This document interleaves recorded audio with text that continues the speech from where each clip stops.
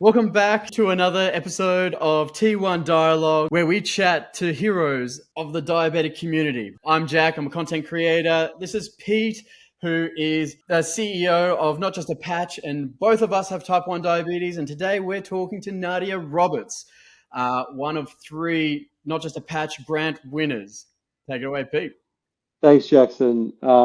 It's nice to be here with you all again, and it's super nice to welcome Nadia Roberts, who started a charity called Discovering Diabetes, of all places in Enfield, which I have a bit of a soft spot for because I spent quite a bit of time in London, and I used to work around Enfield, around the healthcare system. So I used to actually drive from like central London out to Enfield every day, Oh, wow. which was a bit of a mission.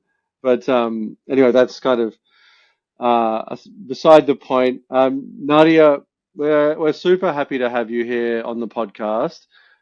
We're super happy that we're able to support you with a grant for the work that you're doing. You've got a great background when it comes to diabetes, nurse specialist, looking after people with diabetes. Do you want to tell us a little bit about your background and how you got to this point in terms of the work that you're doing and your specialization in diabetes? Yeah. So I started my nursing journey back in 2012, and I was working in acute nursing and on awards. Didn't really think much about diabetes at that point. I was just happy to be a nurse and supporting people and just encouraging them at that time. And then I left working on the wards, and then I started working in the community in a GP practice. And from there, that's where you kind of meet people at their journey with diabetes. A lot of newly diagnosed diabetics are coming through the door. And, I had that privilege to be the first person to kind of get to know them, understand what they feel about their condition, and just empower them. That first encounter is like the most important encounter, I feel, because when that person leaves that door, you want to make sure that they're feeling happy, they're feeling confident, because there's so much emotions that come with hearing that you've got diabetes. So you don't want to just rush it and then they've gone and they think, right, I'm on my own here. You want to make them know that diet, lifestyle, these things are going to be the most important thing, and that it is reversible, type 2 diabetes, but it's just about empowerment. So that was where I kind of started building my interest into diabetes management. And I Mm. completed my postgraduate and master's in diabetes care. And then from there, then I started to specialize in diabetes. And now I'm a specialist diabetic nurse, and I've had lots of projects and community engagements in my area that have given me a lot of experience to see the gaps in care and where people may not be so fortunate. And that's how I started my journey with discovering diabetes, because I've seen firsthand that people are not getting access to healthcare, especially since the pandemic. You cannot get a GP appointment, as readily as before. So I'm like, hey, right, I'm going to the supermarket. I'm going to go and test some people and raise awareness and go to the gym. And it's a real passion of mine just to be able to help people. And, being selected as a winner for the grant it just filled me with so much joy, because it was like, wow, someone actually recognizes what I'm doing. I wasn't applying because I wanted recognition, but it really filled me with a lot of joy and hope, and to continue with what I'm doing.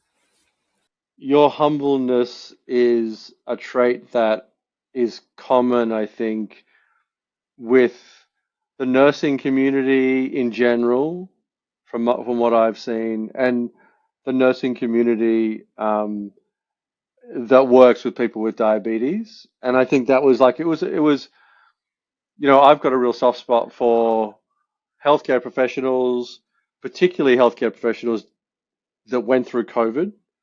And particularly, obviously, there's a bias because I'm a type 1, so I'm biased towards healthcare professionals and nurses in particular who are consistently humble about the work that they do. So we're really pleased to be able to support you in a very, very small way. You said something that kind of piqued my interest, which is around that first experience that people have. I actually had a friend recently texting me back and forth who thinks he might be at risk of type 2 diabetes. And it was actually quite interesting for me to like empathize with him and just kind of get a sense of like how scary it must be for someone who's not sure yet. Who's just getting the test done. But he was like sending me his like he was doing like finger pricks because he hadn't got his results from his GP yet. And I was like, well, test yourself after a high GI meal. And he was sending me more results. And I was kind of starting to realize, oh, I think this guy might either have type 2 or be pre type 2. And I was like very much going, oh wow, like that must be quite daunting for him, who all of a sudden is just going through life, and all of a sudden may have this condition. And so it really, like, just for a moment made me kind of stop and go, this guy is probably a bit scared and he's probably got a lot of thoughts going through his head. So I think the point you make about like that first experience, it is really important. And I think it is crucial. Like I actually got diagnosed at the Chelsea in Westminster. My GP was in Fulham, and I still remember my first experience, which wasn't negative, but it wasn't overly positive.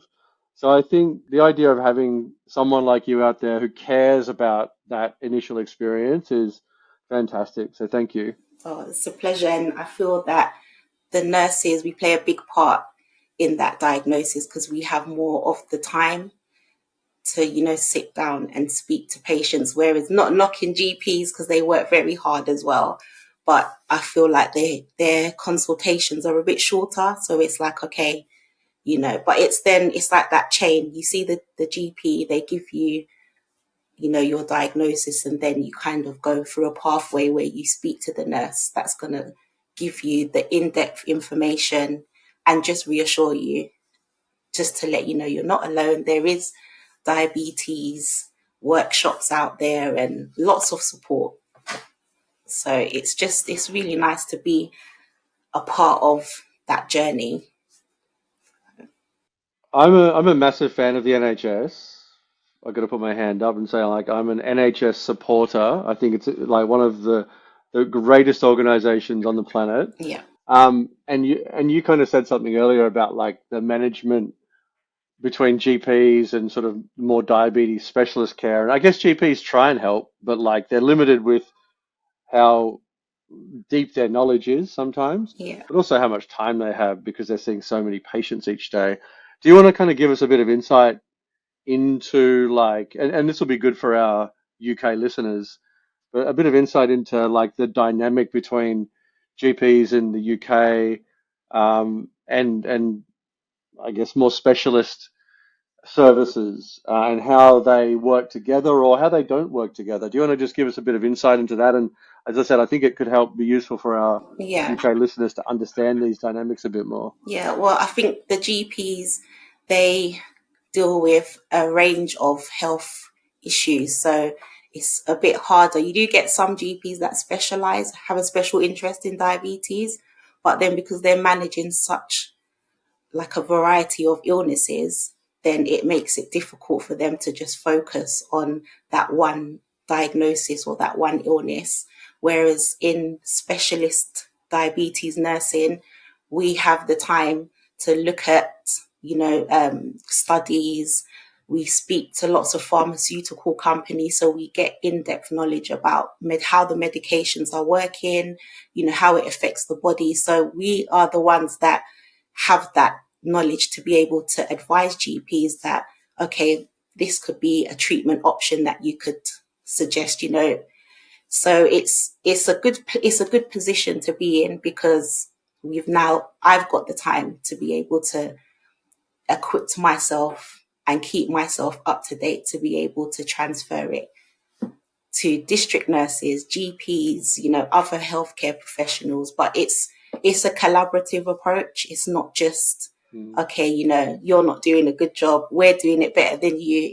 It all comes together in some way. So, the patient's journey in the UK is usually you get your diagnosis with your diabetes. you would see your practice nurse.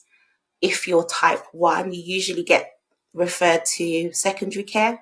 So that's where you get like specialist nurses to help you with your carb counting, and just because I think it's more, you need more kind of support in terms of managing like your insulin and, you know, your carbohydrates and things like that. So that's a different service. Then we don't usually deal with patients that are newly diagnosed. It's usually the ones that have had a lot of treatment. They've tried the diet and lifestyle. They're on maximum oral therapies, and their diabetes management is just not, you know, it's not improving. So that's usually when we would see patients, or when I would see patients. And then that's when we're looking at, okay, the holistic side of things. What are you eating? You know, doing a different blood test to see if there's, you know, have they developed into a type 1? You know, what is their beta cell function like? So it's where I work is mainly complex diabetes. But at the same time, having worked in the past in diagnosing, and it's like a journey. So I feel like even though I'm in the complex side, I still want to be in the area where I'm still supporting people to say, look, you don't want to be coming to this side where you're, you know, having all this medication. Let's try and find you here so that you're not depending on, you know, other things to maintain a healthy lifestyle. Jackson, I think I interrupted you earlier. You were about to ask a question. If you don't remember, that's okay. I've got a million more questions for Nadia. If you've got a million more, probably let's work through your list first. Well, look, I was really curious about Discovering Diabetes, the organization, and how it came about. Like, what's the story? How did you get here? And like, yeah, what's the current status? Yeah, let's do a quick intro of what Discovering Diabetes is, because we haven't discussed that yet. So Discovering Diabetes is the charity clinic that Nadia wants to set up. And who are you doing this with? I'd love to, yeah. It's Discovering Diabetes is a community interest company. So it was founded by myself, and then I went along to like lots of colleagues that I've met along the way, and gave them a brief of what I was trying to do, you know, diagnosing diabetes, raising awareness about healthcare in general. And I have a lovely colleague, her name is Maya. She was like the first person that was like, I believe in this journey, I'm coming along with you. And since then, we're 2 nurses leading on this wonderful company that just tries to raise awareness about diabetes. So I think I said earlier about people not having access to healthcare, people not being aware that their lifestyles can contribute to health issues. So it's the whole point of Discovering Diabetes is to get out there, raise awareness, get people tested, and just try to bring that number down, because at the moment there's like, I think 1 million people so far in the UK that are walking around with undiagnosed diabetes. So my mission is to try to get in there and, you know, help people that, because it's a condition you just unaware you have it. Sometimes there's no symptoms, and the complications of it are just, it's devastating sometimes. So that is the reason why I'm doing what I'm doing with Discovering Diabetes. Yeah. So it's a walk-in clinic where you do some basic tests. So is that correct? We go to gyms, we go to supermarkets, we work with other charities like Age UK here in the UK, and just attend events. And we have our little banner up, and we're just, whenever someone says free health, they see free health check, they're like, what is this all about? And then they're like, oh yes, I want to do this. So we offer blood pressure, cholesterol, weight and BMI, because these are all risk factors for diabetes as well. So as much as we're trying to diagnose diabetes or find people at risk, we're also looking at other health concerns that can later on lead to other problems. So I've actually got one of the pieces of equipment that I use. Hope you don't mind me sharing, but this is No, like please. the vital piece of equipment. I think it's a bit lighting might not be good. Yeah. Tell us what does that What do? is it? It's AccuCheck.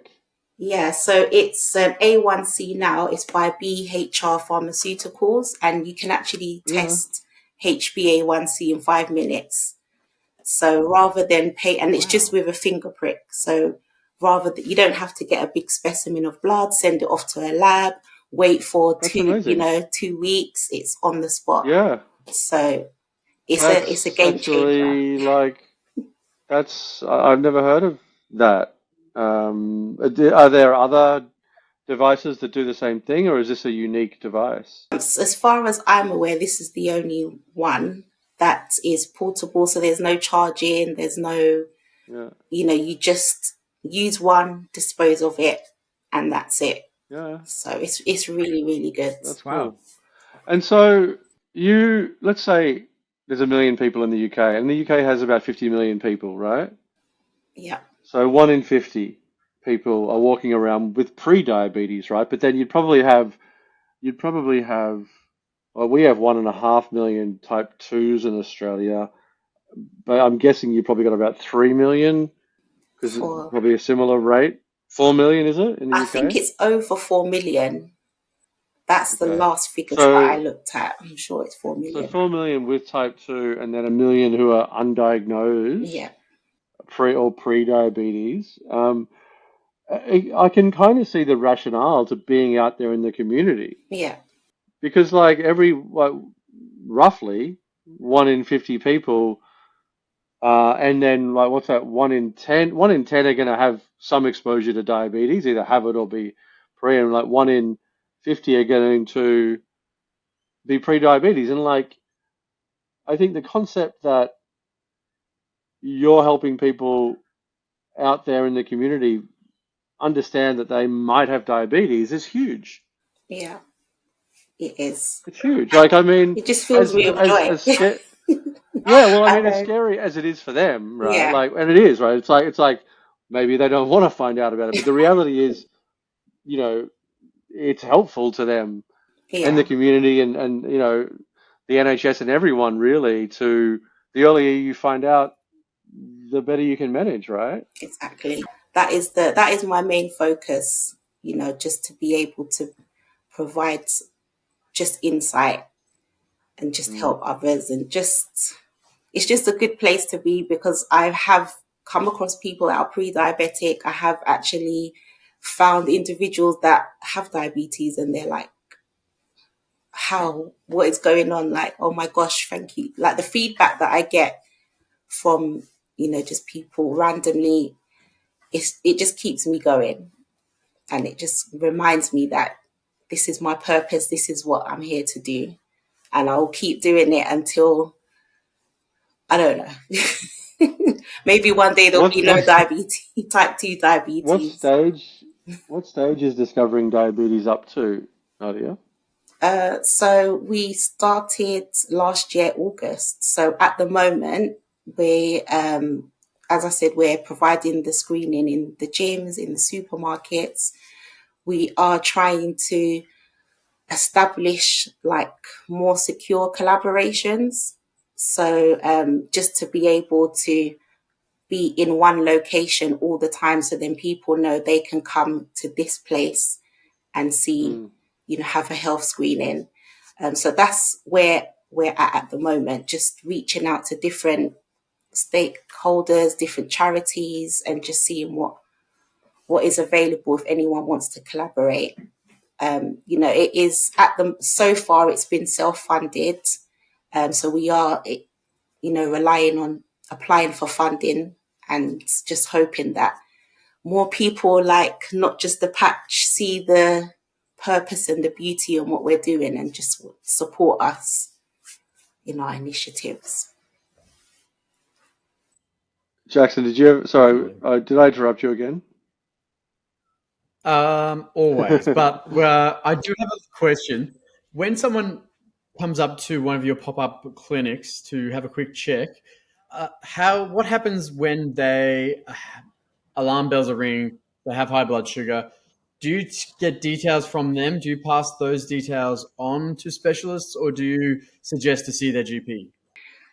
First off, we get them to sign a consent form that they're happy to, be part of the screening. And then we advise them that whatever the outcome is of today, that they have to speak with their GP. So we give them a copy of their results from the screening and any advice that we've given.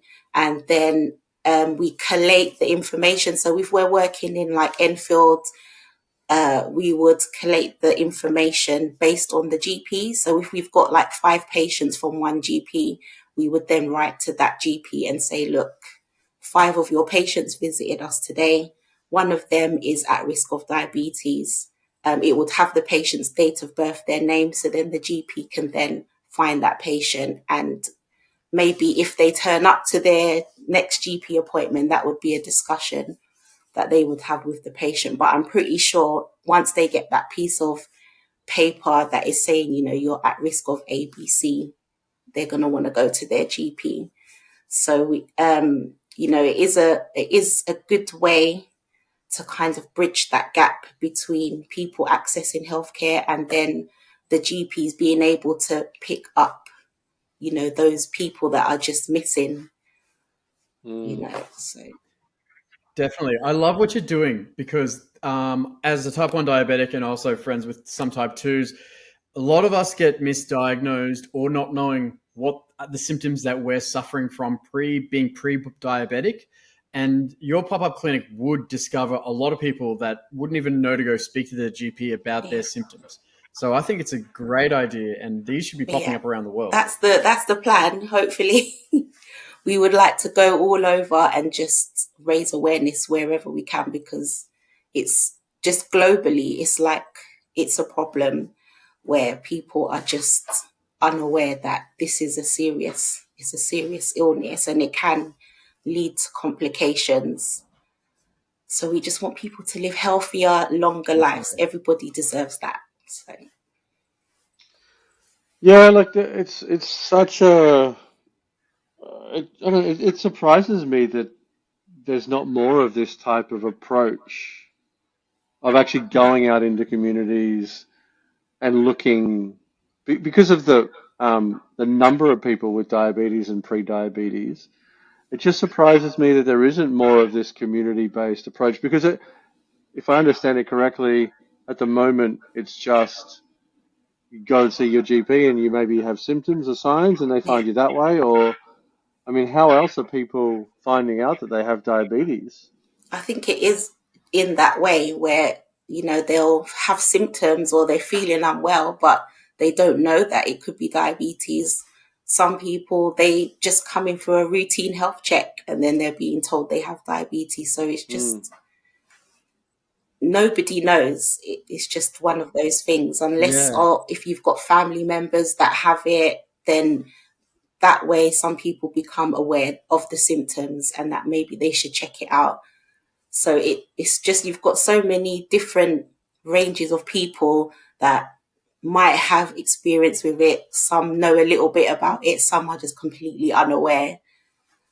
So you just take your chance really where you can.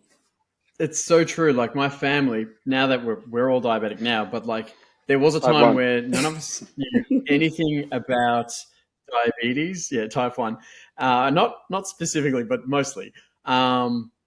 My sister got really sick. She had migraines, urinating, couldn't sleep. She thought it was stress. And this went on for like close to a month and she was getting worse until it just happened to be someone in the community said, oh, you should, go to your GP and check your blood glucose. And if it wasn't for that person, it could have gotten worse. And it does for a lot of people. A lot of people end up in DKA in hospital before they find out. And then I pre-diagnosed myself really early because I understood, I learned, and plus we had a blood checker in the house when I started showing symptoms. So what you're doing is not only, creating awareness, but also sharing the tools and starting that discussion in the community, because I was a part of a family completely blindsided by diabetes, didn't even expect it. And then like now we're very aware of all the symptoms, but clueless before there was a diagnosis in Yeah, our family. And so it's just that community awareness that's saved my sister, and I think is yeah. really And the important. awareness about, the stigmas and maybe like the false narratives as well, because people think, oh, diabetes is about sugar. I'm like, it's not. Mm, There's lots more things that, about diabetes. So, or, I'm not overweight, I'm slim. Like, I shouldn't have that. So, those misconceptions, diabetes doesn't choose who. Sometimes, if you've got family history, you're predisposed to it already. So, it's just making people aware of that and not to feel bad about it, because they feel so bad. It's like, this is not a bad thing. This is just, I tell them it's like a superpower, because you've got the advantage now where, I'm going to change my mm, lifestyle, because I don't, there are people out there that are really good at looking after their health and well-being. But for a majority of people, they're just going about enjoying their day, eating whatever they want to eat, just not being active. I think I'm guilty of it, but it's We just all are. about just letting people know you've got the advantage now to say, I'm going to make this change yeah, and I'm going to live a healthier lifestyle. it's amazing. So that's how I kind of try and empower them, get them to be like, you know what, you're right. Yeah, and this actually came up in the last podcast that we recorded last week with the Australian uh, winner of the grant program. Her name's Beck Newton. She's specializing in disordered eating and eating disorders within the type 1 community. Um, and we were just discussing like the concept of like the relationship with your body and how people with diabetes tend to have a better understanding of what's happening in their body. So whilst I don't necessarily think many of us would want to wish we had diabetes, there are like elements to it where you understand things about yourself that you wouldn't understand otherwise. Yeah. So it is having an advantage. So yeah, that's the way that is my So, my trick, my way in to, like, Yeah, and see, there's come so on, much listen to fear. me. Like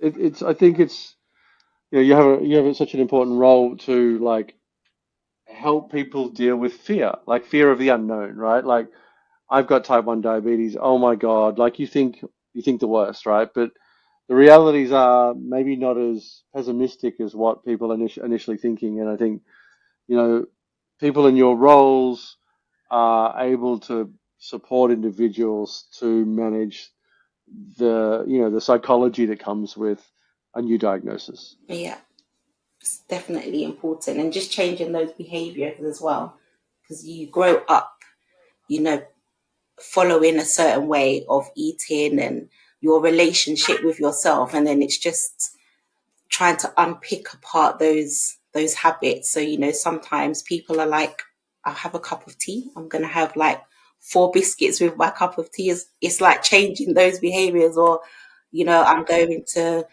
have a big plate of rice with my meal, because and my parents have told me I've got to finish all the food on the plate. And it's just like those little behaviors that we learn as we grow up.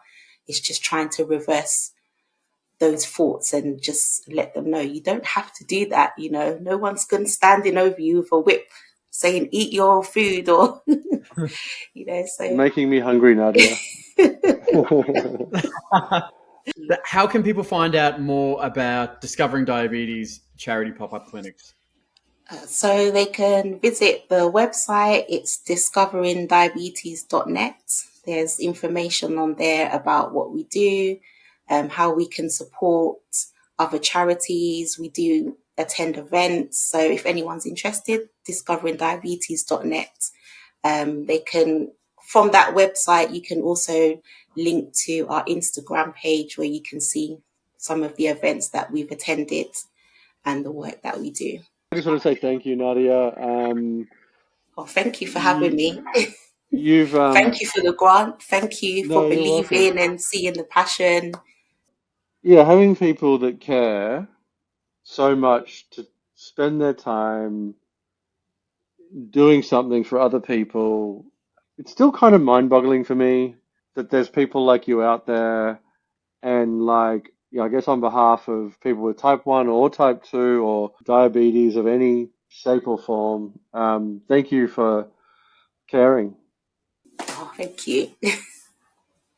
Thank you so much. And thanks for giving us some time to have a conversation. And hopefully our listeners found this really useful today. Thanks, Nadia. All right, that's it for this episode. It is truly amazing what Nadia Roberts is doing. I can really see a future where her Discovering Diabetes pop-up clinics are in every community. And how about that HbA1c portable tester? I'm going to make sure I find it on the internet and put a link down in the description below. If you enjoyed this episode, please like, subscribe, leave a review. And if you're a diabetic specialist and want to learn more about the grant funding, head to notjustapatch.com and you will find the whole program there. I'm Jacobetic and I'll catch you in the next episode.